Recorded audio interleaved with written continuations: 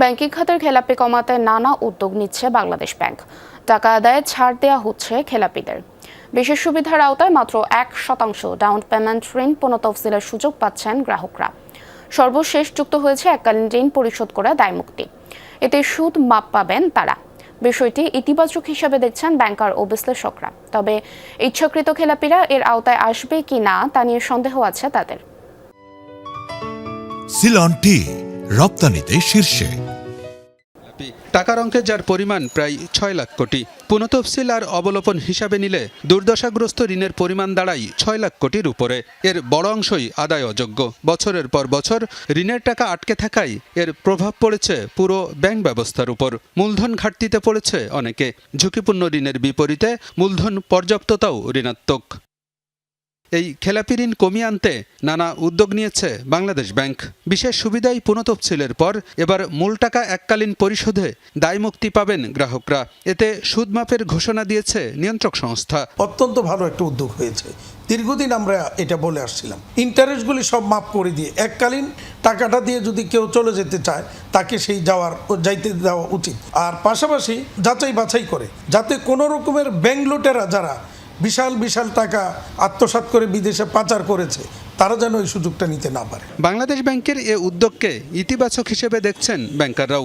বলেন এতে লাভবান হবে দুই পক্ষই। তবে যারা ইচ্ছাকৃত খেলাপি এবং ব্যাংকের টাকা নিয়ে অপব্যবহার অথবা পাচার করেছেন তারা এ উদ্যোগে অংশ নেবে কিনা তা নিয়ে সন্দেহ আছে বিশ্লেষকদের। I should say is a win-win situation. যে তারা যেরকম একটা মাপ পাচ্ছে সেরকমভাবে ব্যাংকগুলো তো if we get back the money then we can recycle it and can earn more. At a timing a question আছে, you know the time value of money.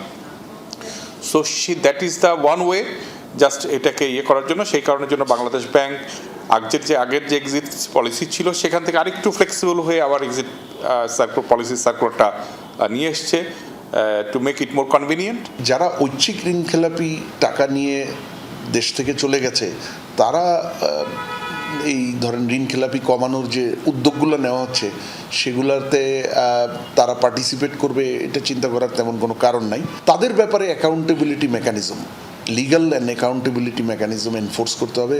Banking খাতে সংকটের মূলে রয়েছে রাজনৈতিক হস্তক্ষেপ। তাই খেলাপি ঋণের টেকসই সমাধানে ব্যবস্থাপনায় হস্তক্ষেপ বন্ধ করতে হবে। এজন্য সরকারের সদিচ্ছা জরুরি বলেও মনে করেন ব্যাংকার ও বিশ্লেষকরা।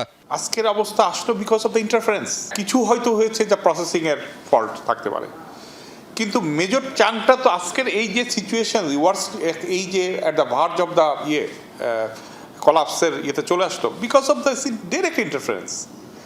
সেই ডাইরেক্ট ইন্টারফারেন্স যাতে ভবিষ্যতে আর কেউ না করতে পারে, I think we should establish this sort of rule. ঐচ্ছিক এবং ব্যবসায়িক পরিস্থিতি খারাপ হওয়ার কারণে যাতে না বাড়ে সেটাই হলো আমার টেকসই সমাধান এনপিএল-এর। সেখানে ঐচ্ছিকটা আসলে মূলত ক্রিয়েট হয়েছে রাজনৈতিক হস্তক্ষেপের কারণে। সুতরাং রাজনৈতিক রেজলিউশন লাগবে, strong political intent and signal লাগবে যে কোনোভাবেই ঐচ্ছিক খেলাপি ঋণকে আর এনকারেজ করা হবে না বা তার জন্য প্রেশার ক্রিয়েট করা হবে না। খেলাপি ঋণের সংস্কৃতি থেকে বেরিয়ে আসতে ব্যাংকিং খাতে সুশাসন প্রতিষ্ঠা এবং জবাবদিহিতা নিশ্চিত করা জরুরি বলেও মনে করেন বিশ্লেষকরা। গভর্নেন্স এস্টাবলিশ করতে হবে, অ্যাকাউন্টেবিলিটি সহ। আরেকদিকে আমার আলমগীর হোসেন, যমুনা নিউজ, ঢাকা।